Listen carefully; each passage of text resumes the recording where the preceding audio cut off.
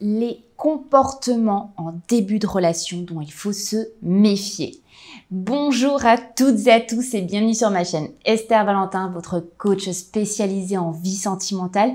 Et aujourd'hui, on va voir ensemble 5 comportements dont il faut se méfier. Je vais évidemment vous expliquer pourquoi, parce que vous le savez bien, je ne balance pas juste les conseils comme ça, je vous explique toujours pour mieux comprendre, pour mieux que vous l'intégriez dans votre façon de voir les choses, dans votre façon tout simplement d'être un petit peu vigilant dans ces débuts de relation pour vous dire là, je dois regarder ça d'un peu plus près. Là, je peux me permettre d'avoir des doutes. Mais avant ça, je voulais vous dire bienvenue sur ma chaîne si vous êtes nouveau. Donc n'hésitez pas à vous abonner juste en bas à gauche de cette vidéo. Si vous êtes habitué, merci beaucoup de me suivre sur cette chaîne. Pensez à liker cette vidéo, ça fait toujours plaisir. Et je vous offre dans la barre de description un petit e-book gratuit sur les styles d'attachement. N'hésitez pas à le télécharger. On va en revenir à ces 5 comportements. Donc il faut vraiment se méfier en début de relation. Rappelez-vous bien qu'en début de relation, on se montre toujours sous son meilleur jour. Donc c'est vraiment à prendre en compte pour la suite de cette vidéo. Parce que si vous percevez les 5 comportements que je vais vous dire déjà en début de relation, ce ne sont pas des choses qui vont s'améliorer seules avec le temps. Même si ça semble évident, il fallait que je vous le rappelle. Dans le premier comportement, on va retrouver une personne qui cherche à vous contrôler.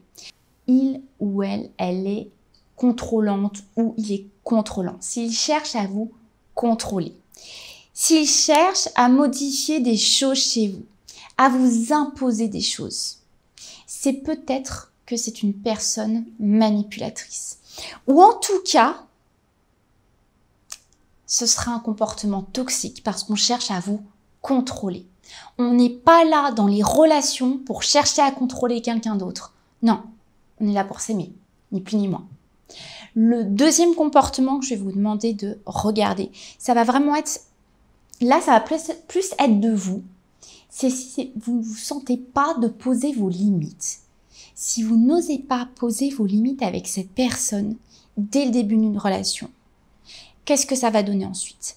Le risque de ne pas poser ses limites, de ne pas pouvoir tout simplement en parler, donc de se sentir bien, naturel, avec qui on est, avec ses limites, c'est que ça va laisser un flou. Si ça laisse un flou dans la relation, en fait, c'est l'ouverture au problème, tout simplement. Si c'est l'ouverture au problème, comprenez bien que les problèmes, ils sont plus simples en début de relation.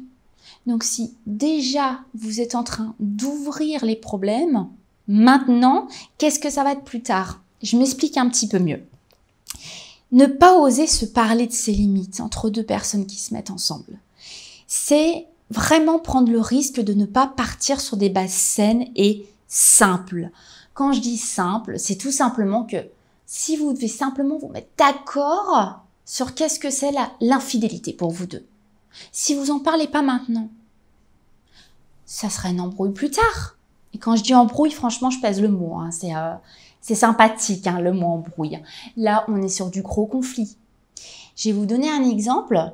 Vous dites pas à votre partenaire que pour vous, l'infidélité, ça démarre quand il commence à discuter avec d'autres femmes, à échanger émotionnellement, à envoyer beaucoup de messages ou à chercher le contact avec des femmes sur des sites, sur des réseaux sociaux. Pour vous, c'est là la tromperie. Imaginons. Pour lui, non. Pour lui, sa conception tout simplement de la tromperie, ça va plus loin. C'est qu'il faut se voir, c'est qu'il faut un contact physique. Certes, ça peut être 2 visions des choses. Mais si on en parle au début et qu'on se met d'accord, l'autre personne, elle pourra pas vous dire plus tard « Ah oui, mais je savais pas que c'était ça pour toi. Donc en fait, j'ai rien fait. » Vous voyez, ça sera compliqué pour vous de vous dire « Mais est-ce qu'il a vraiment fait ça contre moi, qu'il n'a pas protégé la relation, ou est-ce que c'est parce qu'on s'est pas mis d'accord ?» Alors que plus on se parle, plus on se pose les limites, plus on rend les choses simples, plus on se rend clair pour l'autre parce qu'il n'a pas à nous deviner et vice versa. Et là, vous laissez pas de flou. Donc c'est clair. On sait si on se fait une crasse ou pas. Parce qu'on se sera tout dit d'abord. Le troisième comportement que je vais vous demander de vraiment vous méfier en début de relation, c'est de ne pas oser communiquer. C'est un petit peu comme poser ses limites. Imaginez bien que si quelqu'un ne veut pas s'ouvrir à vous déjà en début de relation, mais qu'est-ce que ça va être plus tard? Si on n'ose pas se parler maintenant des choses plus légères, des choses simples, ça va donner quoi plus tard quand il y aura des choses plus complexes? Et si aujourd'hui cette personne en face de vous, elle n'est pas ouverte à la communication, est-ce que vous pensez sincèrement que ça va s'ouvrir après? Alors que je vous l'ai dit au début de cette vidéo, hein, c'est maintenant qu'il est en train de donner le meilleur de lui ou qu'elle est en train de donner le meilleur d'elle. Le quatrième comportement, ça va vraiment, alors là je vais insister, hein, le manque de respect. Le manque de respect, si on ne l'a pas au début, ça n'arrivera jamais. J'insiste. Par exemple, une personne qui s'énerve vite, qui va insulter, qui manque de respect et s'excuse ensuite, elle va vous montrer tout simplement une instabilité émotionnelle. L'instabilité émotionnelle, on est d'accord, ça va pas disparaître par magie. Attention à vos sentiments qui disent « je vais essayer quand même ». Il y a des choses, si vous pensez 2 secondes logiquement avec moi là, vous savez très bien qu'il n'y a pas d'argument pour se dire ensemble là que ça va disparaître. Le manque de respect au début, ça va pas disparaître sous couvert d'engagement plus tard. Non. Et le dernier comportement, le 5e que je vais vous demander de vraiment vous méfier en début de relation, c'est si vous avez déjà pas de confiance et qu'il y a déjà de la jalousie. Bon, vous allez me dire au début, c'est un petit peu difficile de pas avoir, de faire confiance à son partenaire. Tout simplement, hein, on se connaît pas, etc. Ok, j'entends. Il n'y a pas de souci, oui, c'est normal, ça me semble logique.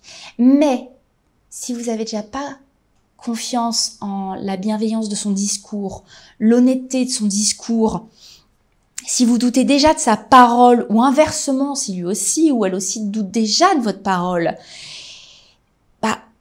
pourquoi ça évoluerait? Attention, hein, la méfiez-vous, ne vous dites pas « oui, mais avec le temps, il va apprendre à me faire confiance ». C'est pareil pour la jalousie. Si il vous montre beaucoup de jalousie déjà en début de relation, c'est juste de la possession, hein. C'est pas de l'amour. On est propriétaire de personne. Et ça ne passera pas avec le temps en espérant tout simplement qu'avec l'engagement et le temps qui passe, ça va le rassurer. Non, ça c'est un problème intrinsèque. Donc c'est vraiment un problème qui lui appartient ou qui vous appartient.